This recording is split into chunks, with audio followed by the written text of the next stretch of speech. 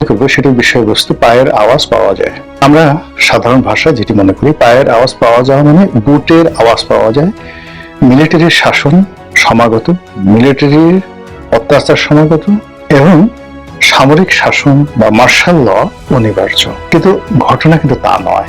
এখানে পায়ের আওয়াজ পাওয়া যায় বলতে আমরা যেটি বুঝি, এটি আরো যাকে বলা হয় হৃদমিক, এটি আরো যাকে বলা হয় সাহিত্যিক বা সাহিত্য রসে ভরপুর। নামে একটি কাব্য নাটক আছে, লিখেছেন সৈয়দ শামসুল হক ইন 1976।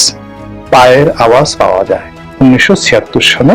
এই নাটকের যে প্রতিপাদ্য বিষয়, সেই প্রতিপাদ্য বিষয় আজকের এই বাংলাদেশে অনিবার্য হয়ে পড়েছে। প্রতিপাদ্য বিষয়টা হলো সংক্ষেপে ধর্মকে ব্যবহার করে রাজনীতি করা, এবং সেই ধর্মীয় যে সম্প্রদায়, সেই ধর্মীয় সম্প্রদায়ের একজন নেতা বা একজন মাতব্বর, তিনি আর বিশ্বাসকে ভালোবেসে তিনি পাকিস্তান হানাদার বাহিনীর দোসর হয়ে গেলেন। এবং পরবর্তীতে দেখা গেল যে তিনি যাদেরকে বিশ্বাস করেছিলেন, যাদেরকে ভালোবেসেছিলেন, যাদের জন্য জীবন যৌবন সবকিছু ত্যাগ করেছিলেন এবং যাদের অপকর্মকে মাটি চাপা দিয়ে বাংলাদেশে রীতিমতো তাণ্ডব চালিয়েছিলেন ইন 1971, সেই মানুষটির মেয়ে প্রদীপ বালা সম্ভবত নাম, সেই মানুষটির মেয়ে পাকিস্তান হানাদার বাহিনীর হাতে নির্মমভাবে ধর্ষিত হয়। সেই নির্মমভাবে ধর্ষিত হওয়ার পর তিনি বুঝতে পারেন কি ভুল তিনি করেছেন, কি পাপ তিনি করেছেন।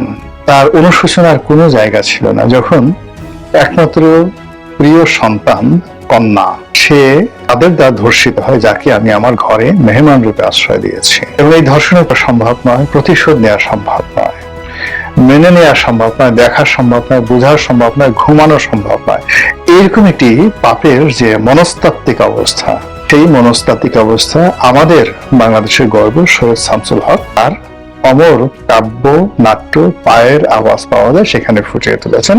সেই বিষয়ের সঙ্গে বর্তমানের কি সম্পর্ক সেটি বলুন। উনি পায়ের আওয়াজ পাওয়া যায় কাব্য নাট্যে মূলত 16ই ডিসেম্বর সকালবেলার একটি গ্রামের চিত্র ফুটিয়ে তুলেছেন।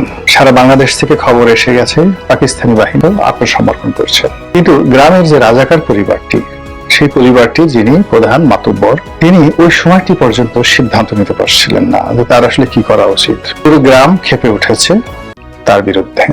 আর এই গত 9 মাসে তিনি যে সকল অপকর্ম করেছেন, সেই অপকর্মগুলো তার খুব মনে পড়ছে।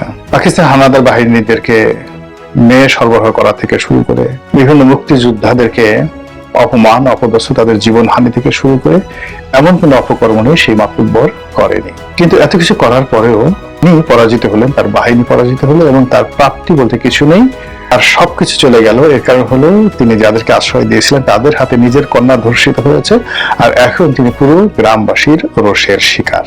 এবং এই সময়টিতে ওই মাতব্বর যে কাজটি করেছেন, সেই মাতব্বর কাজের একমাত্র ভিত্তি ছিল ইসলাম খতরা মে হ্যায়, ইসলাম এখন ঝুঁকির মধ্যে আছে, বিপদের মধ্যে আছে। একমাত্র পাকিস্তান সরকার বা পাকিস্তানের সরকারের দাবিদার হলে ইসলামকে রক্ষা করা সম্ভব। এই বোধ থেকে তিনি যে একটা মিলিশিয়া বাহিনী গড়ে তুলেছিলেন এবং তার যে অধিক্ষেত্রে সেই গ্রামে তিনি যে তাণ্ডব চালিয়েছেন, সেই তাণ্ডবের শেষ মুহূর্তে তার পাপবোধ, তার অনুশোচনা, তার অসহায়ক এবং তার পরিণতি, এই পুরো জিনিসটি যেভাবে সৈয়দ শামসুল হক তুলে ধরেছেন আজকের এই বাংলাদেশে, সেটি কতটা অপরিহার্য হয়ে পড়েছে, কাদের জন্য হয়ে পড়েছে, কি কারণে হয়ে পড়েছে, সেই বিষয়গুলো আকার ইঙ্গিতে বলার চেষ্টা করব। আপনি দেখুন, আমাদের এই দেশে যখন